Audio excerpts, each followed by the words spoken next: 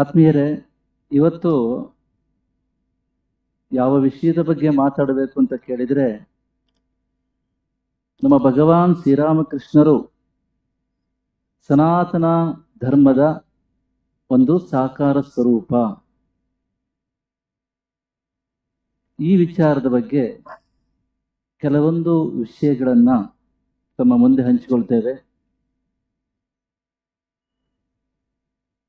ಭಗವಾನ್ ಶ್ರೀರಾಮಕೃಷ್ಣರ ಪವಿತ್ರ ಜೀವನವೇ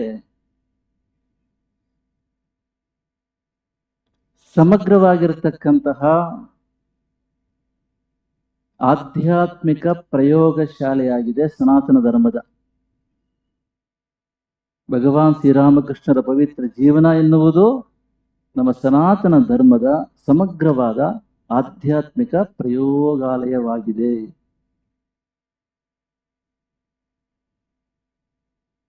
Our Bhagavan Sri Ramakrishna's sacred life itself is a comprehensive spiritual laboratory of Sanatana Dharma.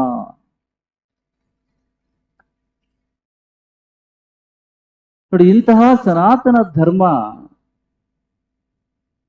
ನಮ್ಮ ಭಾರತೀಯ ಸಂಸ್ಕೃತಿಗೆ ಮೂಲ ತಳಹದಿಯಾಗಿದೆ. Sanatana Dharma is a basic foundation for our ಭಾರತೀಯ ಸಂಸ್ಕೃತಿ.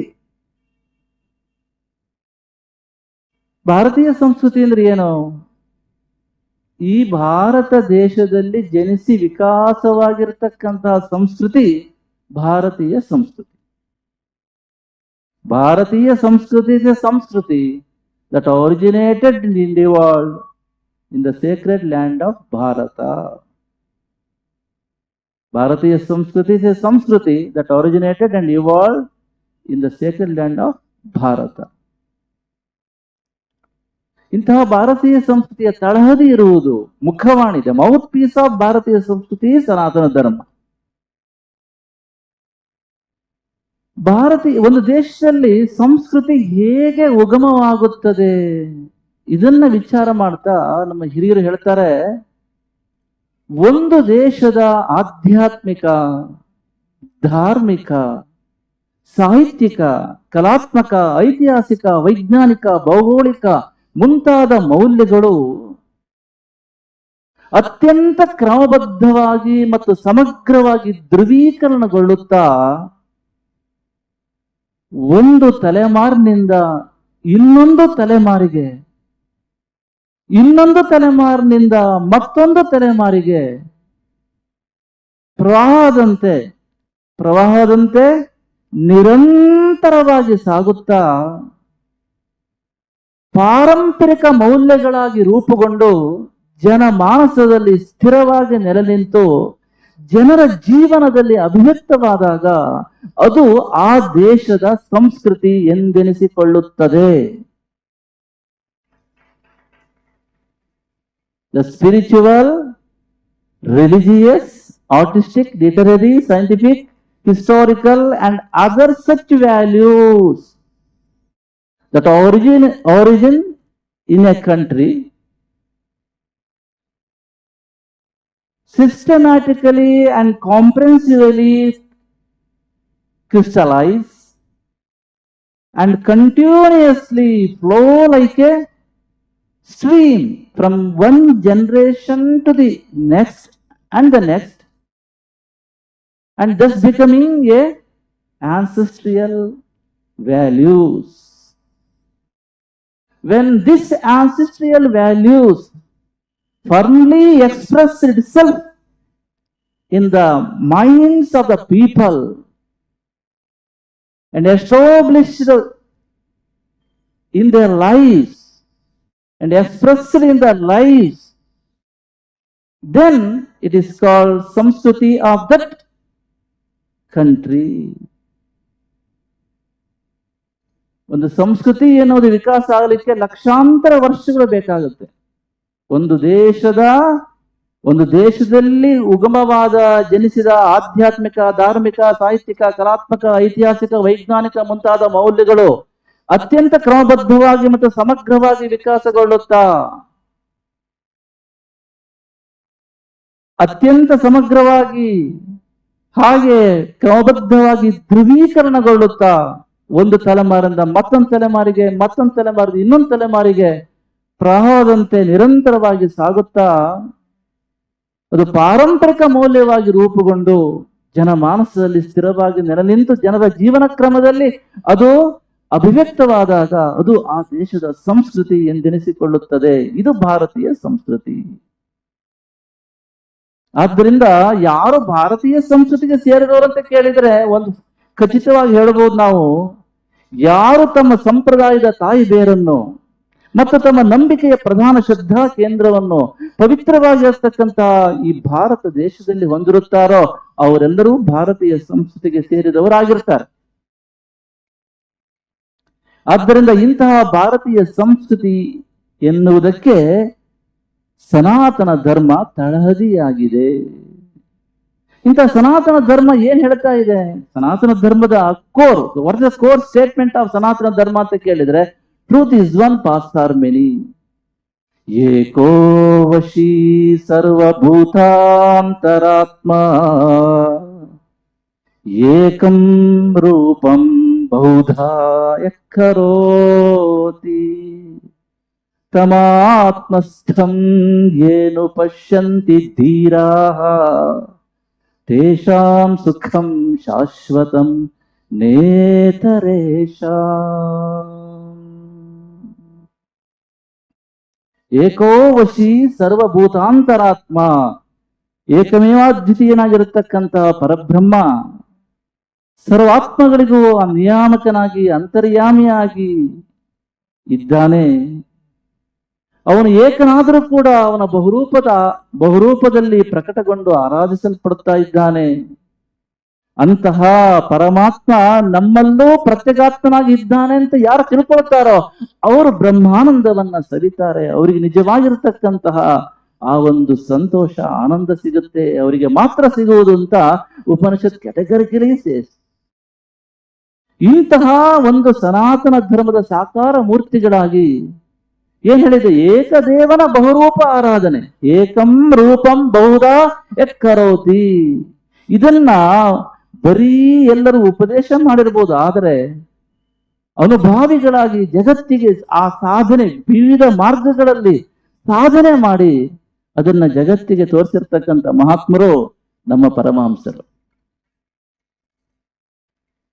ಸತ್ಯವೊಂದೇ ಮಾರ್ಗಗಳು ಅನೇಕ ನಾವು ಹೇಳ್ತೇವೆ. ಅದು ಭಕ್ತಿ ಮಾರ್ಗ ಇರಬಹುದು, ಯೋಗ ಮಾರ್ಗ ಇರಬಹುದು, ಜ್ಞಾನ ಮಾರ್ಗ ಇರಬಹುದು. ಭಾರತೀಯ ಸಂಸ್ಕೃತಿಯಲ್ಲಿ ಅತ್ಯುನ್ನತ ಅರ್ಥದಲ್ಲಿ ದೇವರು ಅಂದ್ರೆ ತತ್ವ, ದೇವರು ಅಂದ್ರೆ ವಾಸ್ತವ. ದೇವರನ್ನ ನಿರ್ಗುಣ ನಿರಾಕಾರ ಸ್ವರೂಪದಲ್ಲಿ ಜ್ಞಾನ ಮಾರ್ಗದ ಉಪಾಸಕರು ಆರಾಧನೆ ಮಾಡಿದರೆ, ಅದೇ ದೇವರನ್ನ ಸಗುಣ ನಿರಾಕಾರ ಸ್ವರೂಪದಲ್ಲಿ ಯೋಗ ಮಾರ್ಗದ ಸಾಧಕರು ಆರಾಧನೆ ಮಾಡ್ತಾರೆ. ಅದೇ ದೇವರನ್ನ ಸಗುಣ ಸಾಕಾರ ರೂಪದಲ್ಲಿ ಭಕ್ತಿ ಮಾರ್ಗದ ಸಾಧಕರು ಆರಾಧನೆ ಮಾಡ್ತಾರೆ. ಈ ಮೂರನ್ನೂ ಮಾಡಿ ಜಗತ್ತಿಗೆ ಸತ್ಯ ಒಂದೇ, ಮಾರ್ಗಗಳು ಅನೇಕ ಅಂತ ತೋರಿಸ್ಕೊಟ್ಟಿರ್ತಕ್ಕಂಥವ್ರು ನಮ್ಮ ಭಗವಾನ್ ಶ್ರೀರಾಮಕೃಷ್ಣರು. ನಾವು ಹೇಳ್ತೇವೆ ಇಲ್ಲಿಂದ ತಿರುಪತಿಗೆ ಹೋಗಬೇಕು ಅಂತ ಆದ್ರೆ ಬೆಂಗಳೂರಿಗೆ ಹೋಗಿ ಕೋಲಾರಕ್ಕೆ ಹೋಗಿ ತಿರುಪತಿಗೆ ಹೋಗ್ಬಹುದು, ಒಂದು ಮಾರ್ಗ ಇದೆ. ಅದು ಬೇಡಪ್ಪ ನಮ್ಗೆ ಇಲ್ಲ, ನಾವು ಸತ್ಯಮಂಗಲ ಘಾಟಿ ಇಳಿದು ಈರೋಡಿಗೆ ಹೋಗಿ ಅಲ್ಲಿಂದ ಕೃಷ್ಣಗಿರಿಗೆ ಹೋಗಿ ಬೇಲೂರಿಗೆ ಹೋಗಿ ತಿರುಪತಿಗೆ ಹೋಗ್ಬೋದು, ಅದು ಒಂದು ಮಾರ್ಗ ಇದೆ. ಅದು ಬೇಡ, ತುಮಕೂರಿಗೆ ಹೋಗಿ ಚಿಕ್ಕಬಳ್ಳಾಪುರಕ್ಕೆ ಹೋಗಿ ನಾವು ಅನಂತಪುರ ಹೋಗಿ ಕಡಪ ಹೋಗಿ ತಿರುಪತಿಗೆ ಹೋಗ್ಬೋದು, ಇನ್ನೊಂದು ಮಾರ್ಗ ಇದೆ. ಯಾವ ಮಾರ್ಗದಲ್ಲಿ ಇದ್ರೂ ಕೂಡ ನಿಮಗೆ ಮಾರ್ಗದಲ್ಲಿ ಕ್ರಮಿಸುವಾಗ ಶ್ರದ್ಧೆ ಇದ್ರೆ, ಆ ವಿಶ್ವಾಸ ಇದ್ರೆ, ನಂಬಿಕೆ ಇದ್ರೆ ನೀವು ಖಂಡಿತವಾಗಿಯೂ ತಿರುಪತಿಯಲ್ಲಿ ಆ ಒಂದು ಆನಂದ ನಿಲಯದಲ್ಲಿ ಬಾಲಾಜಿಯ ದರ್ಶನ ನಿಮಗೆ ಹಾಗೇ ಆಗತ್ತೆ ಅಂತ ಉಪನಿಷತ್ ಏನ್ ಹೇಳಿದೆ, ಅದನ್ನ ಪ್ರತಿ ಮಾರ್ಗದಲ್ಲಿ ಸಂಚಾರ ಮಾಡಿ ಕ್ರಮಿಸಿ ಆ ಮಾರ್ಗದಲ್ಲಿ ಇರತಕ್ಕಂಥ ಸಾಧಕ ಬಾಧಕಗಳನ್ನ ಜಗತ್ತಿಗೆ ತಿಳಿಸಿ, ಯಾವ ಮಾರ್ಗದಲ್ಲಿ ಯಾರಿಗೆ ಉತ್ತಮ, ಯಾವ ಮಾರ್ಗದಲ್ಲಿ ಹೇಗೆ ಸಾಗಬೇಕು ಅಂತ ಇಡೀ ಜಗತ್ತಿಗೆ ಮಾರ್ಗದರ್ಶನ ಮಾಡಿರ್ತಕ್ಕಂತಹ ಇತ್ತೀಚಿನ ದಾರ್ಶನಿಕರು ಯಾರಾದ್ರು ಇದ್ದಾರೆ ಅಂತಂದ್ರೆ ಅದು ಕೇವಲ ನಮ್ಮ ರಾಮಕೃಷ್ಣ ಪರಮಹಂಸರು. ಆದ್ದರಿಂದ ನಾವು ಹೇಳ್ತಾ ಇರ್ತೇವೆ, ಹೇಗೆ ಅಂತ ಕೇಳಿದ್ರೆ ಭಾರತೀಯ ಸಂಸ್ಕೃತಿ ಸನಾತನ ಧರ್ಮ ಹೇಳ್ತಾ ಇದೆ, ಬೇರಿನಲ್ಲಿ ಕಡಲಿಂದ ಬೇರೆಯಾಗಿರೋ ತೊರೆಯೋ ಸಂಗಮದ ಜಾಗದಲ್ಲಿ ಅದರಂಗವಾಗುವುದು. ಬೇರಿನಲ್ಲಿ ಕಡಲಿಂದ ಬೇರೆಯಾಗಿರೋ ತೊರೆಯೋ, ಸಂಗಮದ ಜಾಗದಲ್ಲಿ ಅದರಂಗವಾಗುವುದು. ಶರಧಿ ಸೇರಿದ ಮೇಲೆ ಕಡಲಿಂದ ನದಿಯನ್ನು, ಶರಧಿ ಸೇರಿದ ಮೇಲೆ ಕಡಲಿಂದ ನದಿಯನ್ನು ಬೇರ್ಪಡಿಸಲೇನಿಹುದು ಸಚ್ಚಿದಾನಂದ. ಬೇರ್ಪಡಿಸಲೇನಿಹುದು ಸಚ್ಚಿದಾನಂದ. ಬೇರಿನಲ್ಲಿ ಕಡಲಿಂದ ಬೇರೆಯಾಗಿರೋ ತೊರೆಯೋ, ಸಂಗಮದ ಜಾಗದಲ್ಲಿ ಅದರಂಗವಾಗುವುದು. ರಾಮಕೃಷ್ಣ ಪರಮಹಂಸರ ಆಧ್ಯಾತ್ಮಿಕ ಪ್ರಯಾಣ ಆ ಭವತಾರಣಿಯಾಗಿರತಕ್ಕಂತಹ ಆ ಕಾಳಿ ಮಾತೆಯ ಅರ್ಚನಾ ವೃತ್ತಿಯಿಂದ ಆರಂಭ ಆಗ್ತದೆ. ಅರ್ಚನೆಯ ಮೂಲಕ ಅವರು ಆ ಭಕ್ತಿ ಮಾರ್ಗದ ಮೂಲಕ ಆ ತಪನ, ಆ ತನ್ಮಯತೆ ನೋಡಿದರೆ ನಮಗ ಪ್ರತಿಯೊಬ್ಬರಿಗೂ ಅದು ಬರಬೇಕು ಜೀವನದಲ್ಲಿ. ತಪನವಿಲ್ಲದ ತಪವು ಎಂದಿಗೂ ಸತ್ಫಲವನ್ನ ಕೊಡ್ಲಿಕ್ಕೆ ಸಾಧ್ಯ ಇಲ್ಲ. ಅವರು ಭಕ್ತಿ ಮಾರ್ಗದ ಮೂಲಕ ಮೊದಲು ಜಗತ್ತಿಗೆ ಆ ಭಗವಂತನ ಆ ಭವತಾರಣಿಯ ದರ್ಶನ ಮಾಡಿಕೊಂಡು ಜಗತ್ತಿಗೆ ಸತ್ಯವನ್ನ ಒಂದು ಮಾರ್ಗದ ಮೂಲಕ ಹೇಳ್ತಾರೆ. ನಾವು ಹೇಳಿದ್ರೆ ಬೇರಿನಲ್ಲಿ ಕಡಲಿಂದ ಬೇರೆ ಯಾಗಿರೋ ತರೆಯು, ಗಂಗೋತ್ರಲ್ಲಿ ನಿಂತ್ಕೊಂಡಾಗ ಅವ್ರ ಭಕ್ತಿ ಮಾರ್ಗವೇ ಅವರಿಗೆ ಪರಮ ಸತ್ಯ. ಯಾಕೆ ಅಲ್ಪವಾಗಿರ್ತಕ್ಕಂಥ ಗಂಗೋತ್ರಿಯ ಸ್ಥಾನದಲ್ಲಿರ್ತಕ್ಕಂಥ ಗಂಗಾ ತೊರೆಯಲ್ಲಿ, ಅನಂತವಾಗಿರ್ತಕ್ಕಂಥ ಗಂಗಾ ಸಾಗರ ಎಲ್ಲಿ, ಜೀವಾತ್ಮ ಎಲ್ಲಿ, ಪರಮಾತ್ಮ ಎಲ್ಲಿ? ಗಂಗಾ ತೊರೆ, ಆ ಗಂಗೋತ್ರಿ ಇರ್ತಕ್ಕಂಥ ಗಂಗಾ ತೊರೆ ಜೀವಾತ್ಮನನ್ನ ಪ್ರತಿನಿಧಿಸಿದರೆ ಆ ಗಂಗಾ ಸಾಗರ ಪರಮಾತ್ಮನ ಪ್ರತಿನಿಧಿಸ್ತಾ ಇರುತ್ತೆ. ಆದ್ದರಿಂದ ಗಂಗೋತ್ರಲ್ಲಿರುವಾಗ, ಸಾಧನೆ ಮಾಡುವಾಗ ನಮಗೆ ಭಕ್ತಿ ಮಾರ್ಗವೇ ಪರಮ ಸತ್ಯವಾಗಿರ್ತದೆ. ಅದನ್ನ ಅವರು ಜಗತ್ತಿಗೆ ಹೇಳ್ತಾ ಇದ್ದಾರೆ. ಭಕ್ತಿ ಮಾರ್ಗ ಅಲ್ಲಿಗೆ ಅವರು ಬಿಟ್ಟಿಲ್ಲ, ಮುಂದೆ ಬರ್ತಾ ಇದ್ದಾರೆ. ಗಂಗಾ ಸಾಗರದ ಹತ್ತಿರ ಸಂಗಮಕ್ಕೆ ಬಂದಾಗ, ಕಲ್ಕತ್ತಾದ ಗಂಗಾ ಸಂಗಮದಲ್ಲಿ, ಆ ಬೇಲೂರು ಮಠದ ಪಕ್ಕದಲ್ಲೇ ಆ ಸಂಗಮಕ್ಕೆ ಬಂದಾಗ ಅಲ್ಲಿ ಕೆಲವು ಸಿಹಿ ನೀರುತ್ತೆ. ಗಂಗಾ ಸಂಗಮದಲ್ಲಿ ಕುಡಿದಾಗ ನೀರು ಕುಡಿದ್ರೆ ಸ್ವಲ್ಪ ಸಿಹಿ ಕಾಣುತ್ತೆ, ಸ್ವಲ್ಪ ಉಪ್ಪು ಕಾಣುತ್ತೆ. ಅಂಗಿ ಭಾವ, ಅಂಶಿ ಭಾವಗಳು ನೋಡಿ. ಆ ಜೀವಾತ್ಮನು ಕೂಡ ಪರಮಾತ್ಮನ ಒಂದು ಭಾಗ, ಅವಿನಾಭಾವ ಸಂಬಂಧ ಇದೆ. ಆ ಸಾಧನೆಯನ್ನು ಕೂಡ ಮಾಡಿ ಜಗತ್ತಿಗೆ ಇದೂ ಸತ್ಯ ಅಂತ ಹೇಳಿದ್ದಾರೆ. ಒಂದು ದೋಣಿನೋ ದೊಡ್ಡ ಹಡಗೋ ತೆಗೆದುಕೊಂಡು ಮಧ್ಯದ ಗಂಗಾ ಸಾಗರಕ್ಕೆ ಹೋದಾಗ ನೋಡಿದ್ರೆ ಎಲ್ಲಿದೆ ಗಂಗಾ ನದಿ? ಇರುವುದು ಕೇವಲ ಸಾಗರ. ಆ ತೋತಾಪುರಿಗಳ ದಿವ್ಯ ಮಾರ್ಗದರ್ಶನದಲ್ಲಿ 10 ಜನ್ಮ ಕಳೆದರೂ ಕೂಡ ನಿರ್ವಿಕಲ್ಪ ಸಮಾಧಿ ಹೊಂದತಕ್ಕಂಥ ಸುಲಭದ ಕೆಲಸ ಅಲ್ಲ. ಅದೇ 3 ದಿನದಲ್ಲಿ ಸಾಧನೆ ಮಾಡಿದ್ದಾರೆ ಅಂತಂದ್ರೆ ಅದು ಎಷ್ಟು ಒಂದು ಕಾರಣ ಪುರುಷ ಅಂತ ಇರುತ್ತಲ್ಲ, ಅದಿದ್ರೆ ಮಾತ್ರ ಸಾಧ್ಯ ಆಗುತ್ತೆ. ಆದ್ದರಿಂದ ಜ್ಞಾನ ಮಾರ್ಗ ಇರಬಹುದು, ಯೋಗ ಮಾರ್ಗ ಇರಬಹುದು, ಭಕ್ತಿ ಮಾರ್ಗ ಇರಬಹುದು, ಇವೆಲ್ಲವೂ ಕೂಡ ಸನಾತನ ಧರ್ಮದಲ್ಲಿ ಏನ್ ಹೇಳಿದೆ ಅದೆಲ್ಲವೂ ಸತ್ಯ ಎನ್ನುವುದನ್ನ ಜಗತ್ತಿಗೆ ಸಾರಿ ಆ ಅನುಭವದ ಬೆಳಕನ್ನ ಇಡೀ ಒಂದು ಜಗತ್ತಿಗೆ ಹಂಚಿರತಕ್ಕಂಥ ಕೀರ್ತಿ ನಮ್ಮ ಭಗವಾನ್ ಶ್ರೀರಾಮಕೃಷ್ಣರಿಗೆ ಸಲ್ತದೆ. ಅಷ್ಟೇ ಅಲ್ಲ, ಇನ್ನು ನೋಡಿದ್ರೆ ನಾವು ಭೈರವಿ ಬ್ರಾಹ್ಮಣಿಯ ಮಾರ್ಗದರ್ಶನದ ಮೂಲಕ ತಂತ್ರದಲ್ಲಿ ಸಾಧನೆ ಮಾಡಿ 64 ತಂತ್ರ ವಿದ್ಯೆಗಳಲ್ಲೂ ಕೂಡ ಸಾಧನೆ ಮಾಡಿ ಅದರಲ್ಲೂ ಸಿದ್ಧಿಯನ್ನು ತೋರಿ ತಂತ್ರ ವಿದ್ಯೆಯ ಮೂಲಕ ಕೂಡ ನಾವು ಈ ಒಂದು ಪರಮಾತ್ಮನ ದರ್ಶನ ಮಾಡಬಹುದು ಅಂತ ರಾಮಕೃಷ್ಣ ಪರಮಹಂಸ ತೋರಿಸಿದ್ದಾರೆ. ಹೀಗೆ 10 ಹಲವು ಮಜಲಗಳಲ್ಲಿ ಇನ್ನು ವಿಶೇಷವಾಗಿ ಹೇಳುವುದು ಅಂತಾದ್ರೆ ಆ ವಾತ್ಸಲ್ಯ ಭಾವದಿಂದ ಆ ರಾಮಲೀಲನ ಕೃಷ್ಣಲೀಲನ ದರ್ಶನ ಮಾಡಿರ್ತಕ್ಕಂಥದ್ದು. ತಾಯಿಯ ಒಂದು ವಾತ್ಸಲ್ಯ ಭಾವದಿಂದ ಭಗವಂತನ ಆರಾಧನೆ ಮಾಡೋದ್ರ ಮೂಲಕ ಬಾಲರಾಮನನ್ನ ಬಾಲಕೃಷ್ಣನನ್ನ ದರ್ಶನ ಮಾಡಿರ್ತಕ್ಕಂತಹ ಒಂದು ವಿಶೇಷವಾಗಿರ್ತಕ್ಕಂಥ ಸಾಧನೆ ನಮ್ಮ ಪರಮಹಂಸರದ್ದು. ಇನ್ನೂ ಹೇಳಬೇಕು ಅಂತಾದ್ರೆ ಆ ಮಾಧುರ್ಯ ಭಾವದಿಂದ ರಾಧಾಕೃಷ್ಣರ ದರ್ಶನ ಮಾಡಿರ್ತಕ್ಕಂಥದ್ದು ಅಮೋಘವಾದ ಒಂದು ಇದನ್ನ ನಾವು ನೋಡ್ತೇವೆ.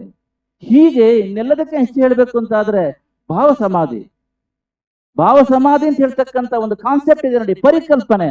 ಅದು ಜಗತ್ತಿಗೆ ಕೊಟ್ಟಿರ್ತಕ್ಕಂಥ ಕೀರ್ತಿ ನಮ್ಮ ರಾಮಕೃಷ್ಣ ಪರಮಹಂಸರಿಗೆ ಸೇರ್ತದೆ. ಭಕ್ತಿ ಮತ್ತು ಯೋಗವನ್ನ ಸಮನ್ವಯ ಮಾಡಿಕೊಂಡು ನಾವು ಆಧ್ಯಾತ್ಮಿಕ ಶಿಖರದ ತುದಿಗೆ ಹೋಗಲಿಕ್ಕೆ ಸಾಧ್ಯ ಎನ್ನುವುದನ್ನ ರಾಮಕೃಷ್ಣ ಪರಮಹಂಸರು ತೋರಿಸ್ಕೊಟ್ಟಿದ್ದಾರೆ. ಯಾವುದೇ ಉಪಾಸ್ಯ ದೇವತೆ ಇರಬಹುದು, ಆ ಉಪಾಸ್ಯ ದೇವತೆಯ ಆ ಒಂದು ಭಕ್ತಿಯಲ್ಲಿ ಸಂಪೂರ್ಣವಾಗಿ ತಲ್ಲೀನರಾಗಿರುವಂತಹ ಸಮಯದಲ್ಲೇ ನಾವು ಮನೋಲಯವನ್ನ ಸಾಧಿಸಿ ಆ ಭಾವ ಸಮಾಧಿಗೆ ಹೋಗ್ತಕ್ಕಂಥ ಕಲೆಯನ್ನ ಅವರು ಕರಗತ ಮಾಡ್ಕೊಂಡಿದ್ರು. ಅದನ್ನ ಭಾವ ಸಮಾಧಿಯನ್ನ ಹೇಗೆ ಪ್ರತಿ ಮನುಷ್ಯನು ಪಡಿಬಹುದು ಎಂಬುದನ್ನ ಅವರು ಸಹಜವಾಗಿ ತೋರಿಸ್ಕೊಟ್ಟಿದ್ದಾರೆ. ನಾವೆಲ್ಲೋ ಕೂತ್ಕೊಂಡು ಪದ್ಮಾಸನ ಹಾಕೊಂಡು ಅಥವಾ ಸಿದ್ಧಾಸನ ಹಾಕೊಂಡು ಕಣ್ಣು ಮುಚ್ಚಿಕೊಂಡು ಭಾವ ಸಮಾಧಿಯನ್ನು ಹೊಂದುವುದಲ್ಲ, ನಿಂತುಕೊಂಡೇ ಭಾವ ಸಮಾಧಿಯನ್ನು ಪಡ್ಕೊಬಹುದು ಎನ್ನುವುದನ್ನ ತೋರಿಸ್ಕೊಟ್ಟಿದ್ದಾರೆ. ಹೀಗೆ ಅವರ ಒಂದು ಜೀವನವೇ ಸಮಗ್ರವಾಗಿರ್ತಕ್ಕಂಥ ಆಧ್ಯಾತ್ಮಿಕ ಪ್ರಯೋಗಾಲಯವಾಗಿತ್ತು. ನಮ್ಮ ಸನಾತನ ಸಂಸ್ಕೃತಿ, ನಮ್ಮ ಭಾರತೀಯ ಸಂಸ್ಕೃತಿ, ನಮ್ಮ ಸನಾತನ ಧರ್ಮ ಏನ್ ಹೇಳಿದೆ? ಸತ್ಯ ಒಂದೇ, ಮಾರ್ಗಗಳು ಅನೇಕ. ಯಾವ ಮಾರ್ಗದಲ್ಲಿ ಹೋದರೂ ಕೂಡ ಆ ಮಾರ್ಗದಲ್ಲಿ ಖಂಡಿತವಾಗಿಯೂ ಕೂಡ ಶ್ರದ್ಧೆ ಇದ್ರೆ, ವಿಶ್ವಾಸ ಇದ್ರೆ, ನಂಬಿಕೆ ಇದ್ರೆ ನೀನು ಗುರಿ ಮುಟ್ತೀಯ. ಆದ್ದರಿಂದ ನಾವು ನಮ್ಮಲ್ಲಿರ್ತಕ್ಕಂಥ ವೈವಿಧ್ಯವು ಎಂದಿಗೂ ವೈರುಧ್ಯ ಆಗಬಾರದು ಎನ್ನುವುದನ್ನ ಅವರು ತಮ್ಮ ಸಾಧನೆಯ ಮೂಲಕ, ತಾವು ಅನುಭಾವಿಗಳಾಗಿ ಅದರ ಉಪದೇಶದ ಮೂಲಕ ಜಗತ್ತಿಗೆ ಕೊಟ್ಟು ಸಮನ್ವಯ ಮೂರ್ತಿಯಾಗಿ ನಮ್ಮ ಭಾರತೀಯ ಸಂಸ್ಕೃತಿಗೆ, ನಮ್ಮ ಸನಾತನ ಧರ್ಮಕ್ಕೆ ಅತ್ಯಮೂಲ್ಯವಾಗಿರ್ತಕ್ಕಂಥ ಕೊಡುಗೆಯನ್ನ ನಮ್ಮ ಭಗವಾನ್ ಶ್ರೀರಾಮಕೃಷ್ಣರು ಕೊಟ್ಟಿದ್ದಾರೆ. ಆದ್ದರಿಂದ ರಾಮಕೃಷ್ಣ ಪರಮಹಂಸರ ಒಂದು ಸರಳವಾಗಿರತಕ್ಕಂಥ ಉಪದೇಶ ಬೌದ್ಧಿಕ ಉಪದೇಶ ಅಲ್ಲ, ಅದು ದರ್ಶನ ಅಂತ ಹೇಳಿದ್ರೆ ಹೃದಯದಲ್ಲಿ ಅನುಭವದ ಮೂಲಕ ಕಾಣುವುದು ದರ್ಶನ. ಆ ಅನುಭವದ ಜ್ಞಾನವನ್ನ ಅವರು ಅತ್ಯಂತ ಸರಳವಾಗಿ ಜಗತ್ತಿಗೆ ಹೇಳುವುದರ ಮೂಲಕ ಸನಾತನ ಧರ್ಮದ ಆ ಒಂದು ಶ್ರೇಷ್ಠತೆಯನ್ನ, ಅದರ ಒಂದು ಆಳವನ್ನ ಇಡೀ ಜಗತ್ತಿಗೆ ಪರಿಚಯ ಮಾಡಿಕೊಟ್ಟಿರ್ತಕ್ಕಂಥವರು ಭಗವಾನ್ ಶ್ರೀರಾಮಕೃಷ್ಣರು. ಯಾಕೆ ಅಂತ ಕೇಳಿದ್ರೆ ಬರೀ ಒಂದು ಸನಾತನ ಧರ್ಮದ ಅಂತ ಹೇಳಲಿಕ್ಕೂ ಆಗೋದಿಲ್ಲ, ಧರ್ಮಾತೀತವಾಗಿ ಬೇರೆ ಮತಗಳು ಕೂಡ ಏನೇನು ದೇವರ ಮೂಲಕ ಸಾಧನೆ ಮಾಡಬಹುದು ಅದನ್ನೂ ಕೂಡ ಅವರು ಮಾಡಿ ತೋರಿಸಿದ್ದಾರೆ. ಅಂದ್ರೆ ವಸುಧೈವ ಕುಟುಂಬಕಂ, ವಿಶ್ವವೇ ಒಂದು ಕುಟುಂಬ ಎನ್ನುವ ಏನು ಪರಿಕಲ್ಪನೆಯನ್ನ ಭಾರತೀಯ ಸಂಸ್ಕೃತಿ ಜಗತ್ತಿಗೆ ಕೊಟ್ಟಿದೆ, ಅದನ್ನ ಅವರು ಸಾಧಿಸಿ ತೋರಿಸಿ ಜಗತ್ತಿಗೆ ಆ ಒಂದು ಮೇರು ಕೀರ್ತಿಯನ್ನ ಈ ಸನಾತನ ಧರ್ಮಕ್ಕೆ, ಭಾರತೀಯ ಸಂಸ್ಕೃತಿಗೆ ತಂದುಕೊಟ್ಟಿದ್ದಾರೆ. ಅಂತಹ ಒಂದು ವಿಶೇಷವಾಗಿರತಕ್ಕಂತಹ ಆ ಒಂದು ಕಾರಣ ಪುರುಷರು ನಮ್ಮ ಭಗವಾನ್ ಶ್ರೀರಾಮಕೃಷ್ಣರು. ಅವರು ಹಾಕಿಕೊಟ್ಟಿರ್ತಕ್ಕಂಥ ಮಾರ್ಗದರ್ಶನದಲ್ಲಿ ಸುಮಾರು ಶತಮಾನಗಳಿಂದ ಕೋಟ್ಯಂತರ ಭಕ್ತರು ತಮ್ಮ ಒಂದು ಆಧ್ಯಾತ್ಮಿಕ ಸಾಧನೆಯನ್ನ ಮಾಡ್ತಾ ತಮ್ಮ ಜೀವನಕ್ಕೆ ಸಾರ್ಥಕತೆಯನ್ನ, ಧನ್ಯತೆಯನ್ನ, ಪರಿಪೂರ್ಣತೆಯನ್ನ ತಂದುಕೊಂಡಿದ್ದಾರೆ. ಆ ಒಂದು ನಿಟ್ಟಿನಲ್ಲಿ ಭಾರತೀಯ ಸಂಸ್ಕೃತಿಯ ತಳಹದಿಯಾಗಿರತಕ್ಕಂತಹ ಆ ಸನಾತನ ಧರ್ಮ, ಯಾಕೆ ಸನಾತನ ಧರ್ಮ ಮಾತ್ರ ಪ್ರಪಂಚದಲ್ಲಿ ಹೇಳ್ತಕ್ಕಂಥದ್ದು ಸತ್ಯ ಒಂದೇ, ಮಾರ್ಗಗಳು ಅನೇಕ.